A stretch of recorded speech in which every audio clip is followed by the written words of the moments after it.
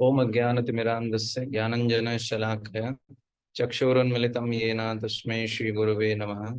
श्रीचैतन्यमनोभीष्टं स्थापितं येन भूतले स्वयं रूपा कदा मह्यं ददाति स्वपदान्तिकं।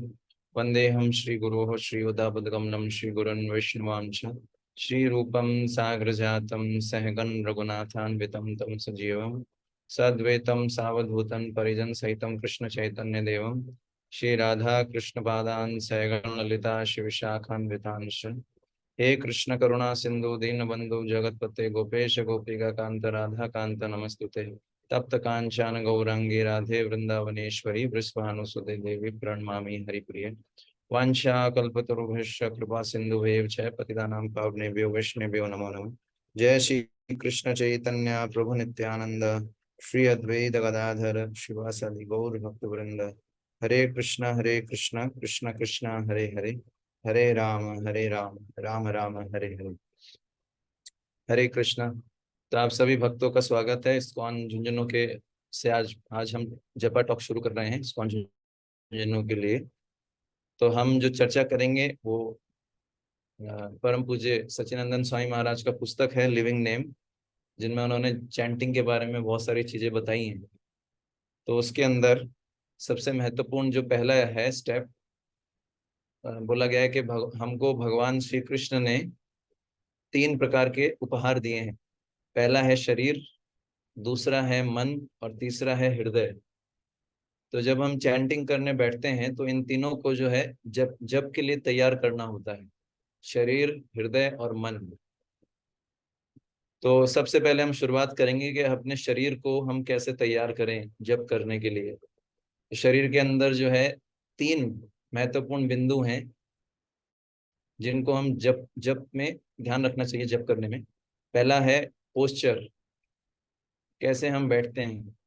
दूसरा है प्रोनाउंसिएशन, कैसे हम उच्चारण कर रहे हैं। और तीसरा है लिसनिंग, सुनना।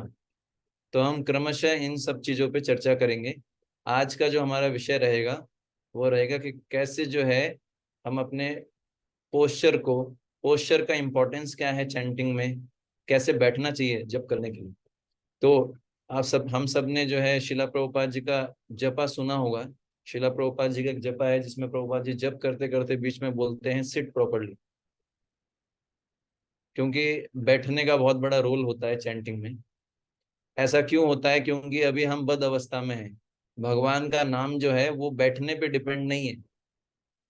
भगवान का नाम स्वतंत्र है, वो किसी बैठने की विधि पे डिपेंड नहीं करता। लेकिन चूंकि हम बद अवस्था में हैं, बद अवस्था में बताया जाता है कि शरीर और मन का संबंध होता है। बद अवस्था में शरीर और मन जो है, शरीर का मन पे प्रभाव पड़ता है और मन का शरीर पे प्रभाव पड़ता है। इसका मतलब ये है अभी हमारी स्थिति है बद अवस्था। कैसे पता लगेगा कि हम बद अवस्था में हैं? क्योंकि हमारे अंदर 4 प्रकार के कमियां या दोष बताए गए हैं। पहला क्या? हमारी इंद्रियां अपूर्ण है, जैसा हम बताते हैं, पढ़ते हैं प्रभुपाद जी की पुस्तकों में। और हम भ्रमित होते हैं। और फिर क्या है, भ्रमित होने के कारण गलती करते हैं और फिर गलती को छुपाते हैं। ये बेसिक फिलोसफी हम पढ़ते हैं। तो अभी हम मुक्त जीव नहीं है कि हम कैसे भी बैठ के चैंटिंग कर लें, लेट के चैंटिंग कर लें। आप समझ पा रहे हैं?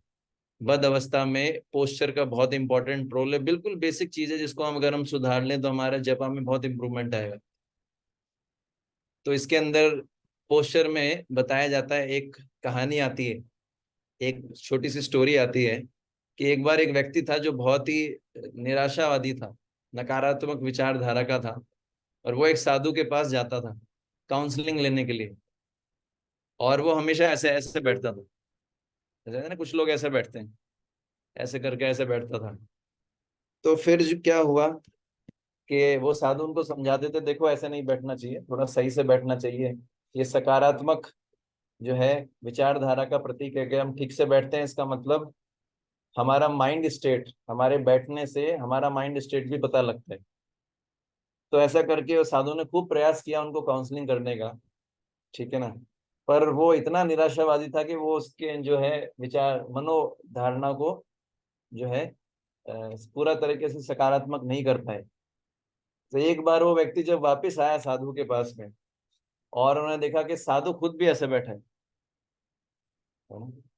साधु खुद भी ऐसे बैठा है और साधु बोल रहा है, बोले एक है, हाँ ये काम करता है, ये काम करता है, मैं भी डिप्रेशन में जा रहा हूँ धीरे धीरे, है ना। तो ये व्यक्ति जो है वास्तव में क्या थे, जो वो जो प्रभु जी थे या जो साधु थे, वो उनका काउंसलिंग कर रहे थे कैसे सीधा बैठना चाहिए, लेकिन वो तो सुधरे नहीं। उल्टा ये जो थे साधक, इन्होंने देखा कि ऐसे बैठने से मैं भी निराशा, मेरा भी जो है डिप्रेशन वाला स्थिति हो रहा है। तो ये इस कहानी के पीछे लक्ष्य ये है कि जो बैठना होता है उससे हमारी विचारधारा प्रभावित होती है, शरीर और मन का कनेक्शन है। इसलिए जो है ऐसा भी नहीं कि हम जैसे पुराने आचार्य हुए हैं, गौर किशोरदास बाबा जी महाराज को आपने देखा होगा, वो ऐसे बैठते थे। आप ऐसे बैठ के चैंटिंग करके दिखा दीजिए मुझे 16 माला। या भगवान महाविष्णु है, वो लेटे रहते हैं। एक्चुअली अगर हम मैंने बहुत बार प्रयास किया है कि मैं लेट के चैंटिंग करूं, लेकिन नहीं होता है, क्योंकि बैठ के जो चैंटिंग होता है वो सबसे बेस्ट होता है। तो पहला पॉइंट है कि हमको सीधा बैठना चाहिए जितना हो सके।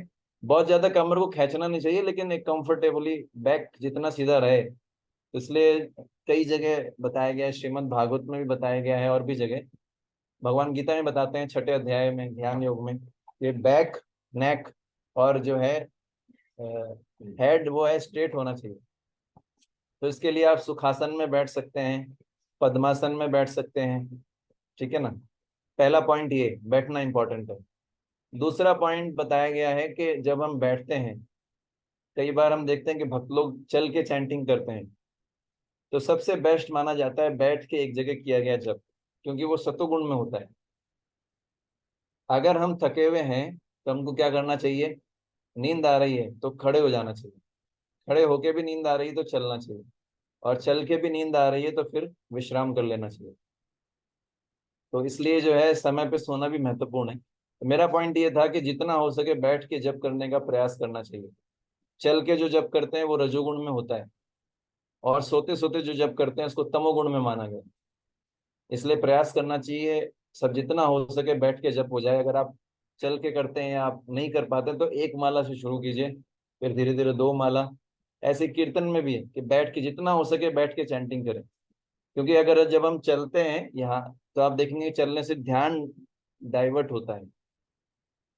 इसलिए जो चलना भी अगर पड़े तो क्या करना चाहिए, एक छोटे से रूम में चलना चाहिए, ज्यादा लंबे उसमें नहीं चलना चाहिए। स्पेशली पार्क में, आप किसी को अगर कुछ प्रॉब्लम है, हेल्थ इशू, डायबिटीज है या ऐसा कुछ इशू है, उसको वॉक करना ही पड़ेगा, वो अलग केस है। पर अगर हम स्वस्थ हैं तो हमको बैठ के ही जप करना चाहिए। तो आज हमने सीखा, इसको प्रैक्टिकली भी अप्लाई करेंगे अभी जपा सेशन में।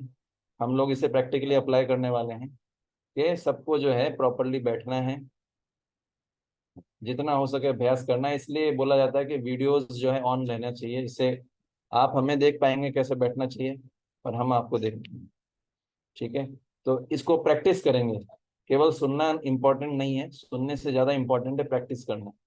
हो सकता है आपने बहुत सुना हो, लेकिन इसको अभ्यास नहीं करेंगे तो ज़्यादा लाभ नहीं मिलेगा, ठीक है। तो आज हम बैठने को ठीक से प्रयास करेंगे, कैसे बैठना चाहिए, ठीक है। बहुत बहुत धन्यवाद। जगत गुरु शिल प्रभुपाद की जय। पंचकल्पतरुभ्यश्च कृपा सिंधु जय, पतितानां पावनेभ्यो कृष्ण।